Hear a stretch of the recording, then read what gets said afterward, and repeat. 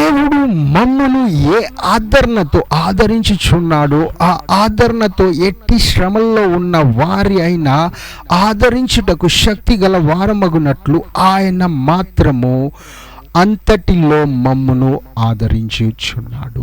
2 కొరింథీయులకు రాసిన పత్రిక 1వ అధ్యాయం 4వ.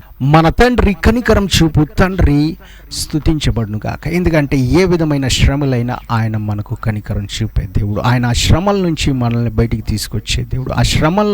ఆ శ్రమలు మనల్ని మింగివేయి, కానీ మనము ఆ శ్రమల్ని ఓడించి జయించగలుగుతాం. ఎందుకంటే మన దేవుడు అన్ని శ్రమల్లో నుంచి ఆయన వెళ్ళారండి. ఈ భూమి మీద ఏ శ్రమ లేదు యేసు ప్రభుకి తెలియనిది, లేకపోతే యేసు ప్రభు దగ్గర నుంచి దాగి ఉన్న శ్రమలు కష్టాలు ఈ లోకంలో ఏది లేదంట. అన్నిటినీ ఆయన క్రాస్ అయ్యి వెళ్ళిన దేవుడు కాబట్టి మనల్ని కూడా నడిపిస్తారు. ఈ శ్రమల్ని చూసి భయపడే అవసరం లేదు, కానీ ఈ శ్రమల్ని ఓడించే శక్తిని మనం పొందుకోవాలని దేవుడు కోరుకుంటున్నారు. ఇంకా ఆ శ్రమల నుంచి విడుదల ఇచ్చి దేవుడు మిమ్మల్ని విమోచించి దేవుడు మిమ్మల్ని ఆశీర్వదించబోతున్నారు. దేవుడు మిమ్మల్ని దీవించునుగాక.